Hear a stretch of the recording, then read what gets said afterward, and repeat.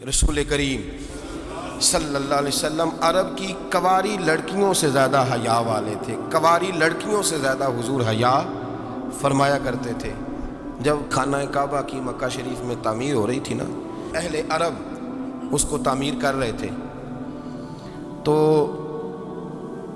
نبی پاک صلی اللہ علیہ وسلم اپنے چچا حضرت عباس کے ساتھ خانہ کعبہ کی تعریف میں مصروف تھے.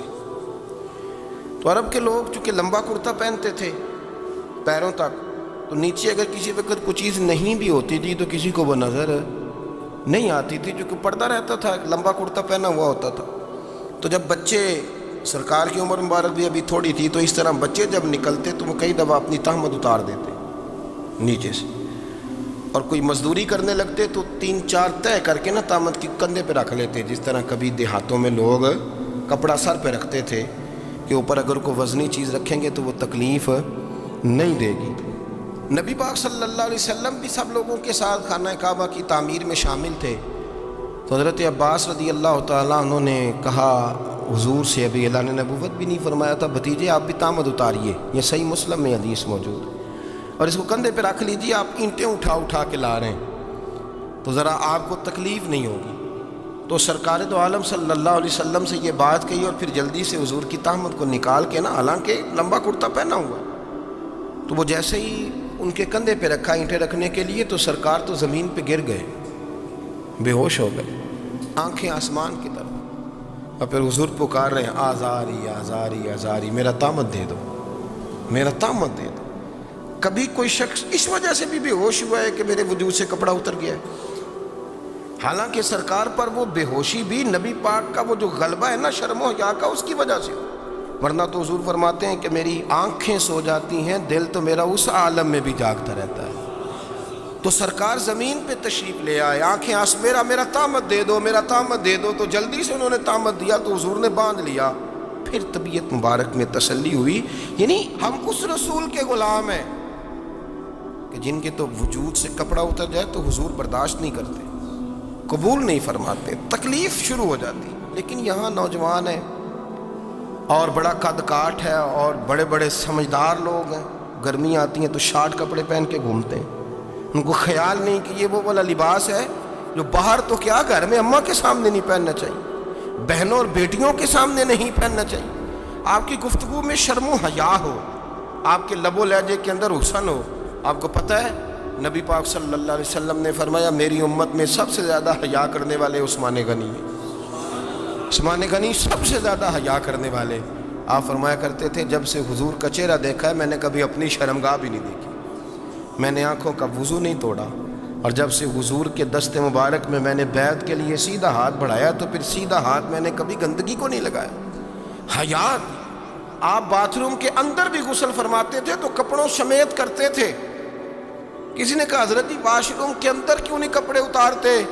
آپ فرمانے لگے باہر بندوں سے حیا کرتا ہوں، اندر جاتا ہوں تو رب سے حیا آنی شروع ہو جاتی، وہ تو دیکھ رہا ہے نا. تو میں جو بات آپ کی خدمت میں عرض کرنا چاہتا ہوں اس کو آپ سمجھیے گا میرے عزیز، کہ شرم والا مزاج، گفتگو بھی شرم والی، آنکھیں بھی شرم والی، لباس بھی شرم والا، دوستی یاری بھی شرم والی، بہت ساری ایسی باتیں. دیکھیں نا آپ ذرا، میں نے کہا کہ باتوں کو سن کے گزر نہ جایا کریں، اس کی گہرائی پر غور کریں.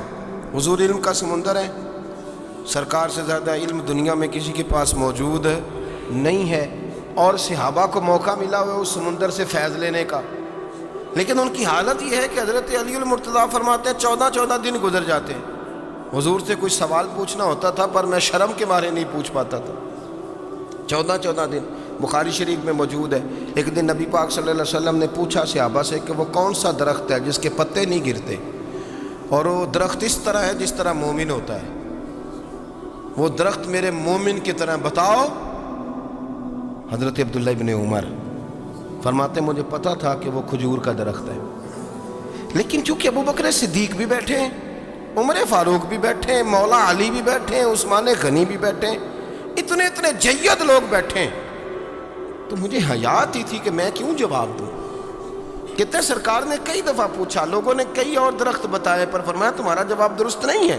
آپ حیا کے اس پہلو پر غور کریں کہ سوال کا جواب آتا ہے، سوال کا جواب یعنی مجھے سوال کا جواب آتا اور پھر میں دوں نہ، مجھے بدہضمی نہ ہو جائے گی؟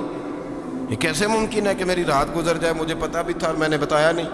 بہت سارے لوگ آ کے بہت ساری باتیں بتاتے ہیں، بہت ساری باتیں وہ سمجھاتے ہیں، تو ہم غور سے ان کا چہرہ دیکھنے لگ جاتے ہیں، کہتے ہیں یار اس کا تو دعویٰ تھا کہ میں سمجھنے آتا ہوں، تو یہ تو ہمیں سمجھا رہا ہے، چلو الحمدللہ ہم سمجھنے کو تیار ہیں۔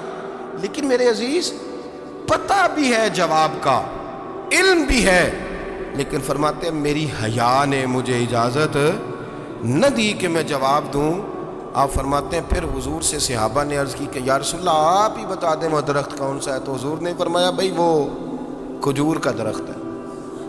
تو آپ فرماتے ہیں میں دل ہی دل میں کہہ رہا تھا کہ الحمدللہ میرا جواب درست ہے، حالانکہ میں نے جواب دیا ہی نہیں۔ تو لفظوں میں حیا، جملوں میں حیا، آنکھوں میں حیا، اٹھنے میں حیا، بیٹھنے میں حیا، چلنے میں حیا ایک خوبصورت حسن ہے۔ اور نبی پاک صلی اللہ علیہ وسلم نے فرمایا جب تو بے حیا ہو جائے نا پھر تو آزاد ہے، پھر تو جو مرضی کا، پھر تو جو۔ اس لیے بزرگ جب کسی کو بے حیا کہتے تھے نا، اللہ اکبر، اور جب کسی کو کہتے تھے نا یہ بے حیا ہے تو لوگ سمجھتے تھے کہ کوئی ہلکی سی بات کر دی، لیکن ان کا معنی یہ ہوتا تھا کہ بس بھائی اب اس کے ساتھ کوئی کلام کرنے کی ضرورت ہے، اس کو اب اصلاح کی ضرورت نہیں، یہ بے حیا ہے۔ کیا معنی؟ کہ اب یہ جو اس کے دل میں آئے گا وہ کرے گا، جو اس کی طبیعت چاہے گی وہ کرے گا، اب یہ کسی پہلو بھی قابو آنے کو تیار ہے، بے حیا ہو گیا۔ بے حیائی بہت بڑا عیب ہے۔ اور جو لوگ کہتے ہیں کہ ہمیں بالکل آزادی ہونی چاہیے، ہمارا اپنا جسم ہے تو ہماری اپنی مرضی چلے گی۔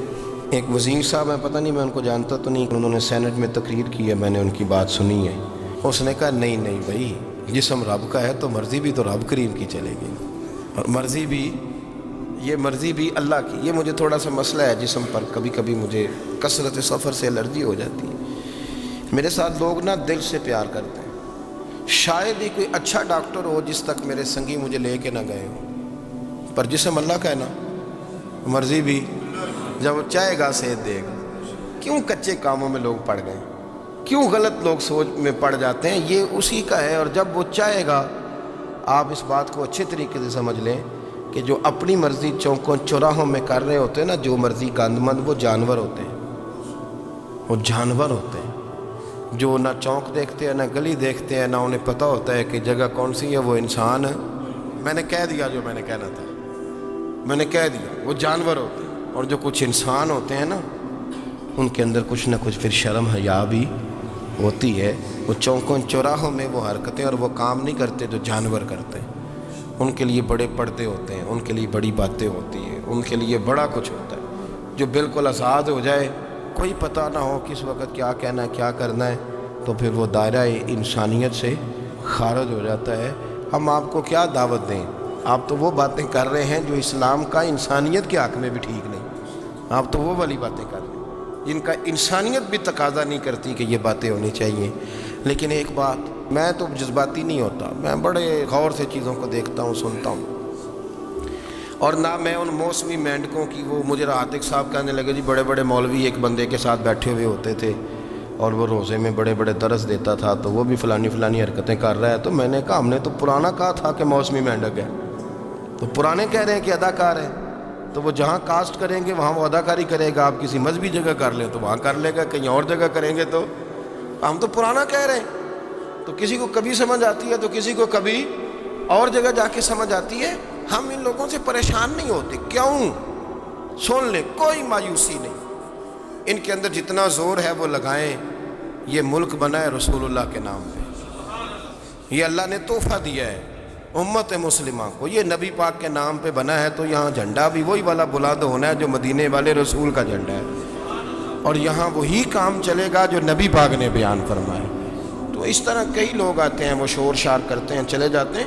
اتنے نہ پریشان ہوا کریں، بہت سارے لوگ تو بیچارے اس قابل بھی نہیں ہے کہ ان کا نام لیا جائے، مطلب اتنا ہم ان کو اہمیت دے دیں، ان کا ذکر کریں، ان کا نام لیں، ان کی بات کریں، وہ بیچارے اس قابل ہی نہیں ہے، مطلب سٹیٹس ہی نہیں ہے ہمارا۔ اتنے فارغ ہیں ہم کہ اب جو بندہ آئے گا کہانی چھیڑے گا تو ہم چھیڑ جائیں گے۔ اور بھائی اللہ کا فضل ہے الحمدللہ تعالی، لوگوں نے بڑا شور کیا، اور بڑے زمانے سے دنیا شور کر رہی ہے، پر اللہ کے گھر مسجدیں بھری ہوئی ہیں، مسجدیں بھری ہوئی ہیں ہماری بیٹیاں، پردے کرتی ہیں، پردے کو پسند کرتی ہیں، وہ حجاب میں رہتی ہیں، وہ سمجھتی ہیں کہ ہمارا اصل حسن کیا ہے. تو یہ پراپوگنڈا پرانا چلا آ رہا ہے، اس کا اللہ کے فضل سے امت مسلمہ پہ نہ کبھی اثر ہوا ہے اور نہ کبھی ہوگا انشاءاللہ. اللہ تعالی ہمیں حق پر اس